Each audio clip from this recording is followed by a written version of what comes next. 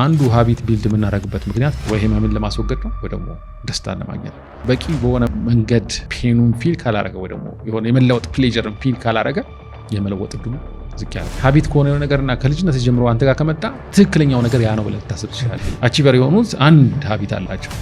የሀቢታቸው ምንድነው? አንድ ሰው ከመሞቱ በፊት ይሄንኛውን የኤንኤልፒ ቴክኒክ ማወቅ አለበት የምትለው የተወሰኑ ቴክኒኮች አሉ።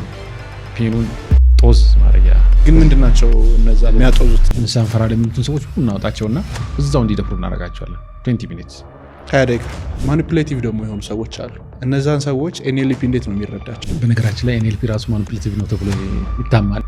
ውጤታማ ሰዎች 4 መገለጫ አላቸው። አንደኛው፣ ሁለተኛው፣ ሶስተኛው፣ አራተኛው ሰው ልጆች ከሚያጋጥማቸው የጤና እክል ውስጥ 99% አሁን ካለበት ችግር ወጥተህ አእምሮ የተሻለ ሊሆን የሚችለውን ነገር ካላሰበ የትም አይሄድም።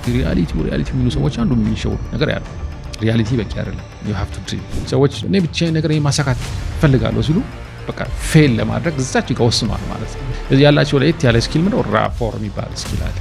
ራፖር ማለት ይሄ ፓተርን ወደ ገደል ነው የሚከታቸው ወይንም ወደማያስፈልጋቸው መንገድ ይወስዳቸዋል የምትላቸው እንደ ፓተርን በጣም ከባድ ሰዎች እንዳይሰሩ ወደሚፈልጉበት ቦታ እንዳይደርሱ የሚያደርግ ፓተርን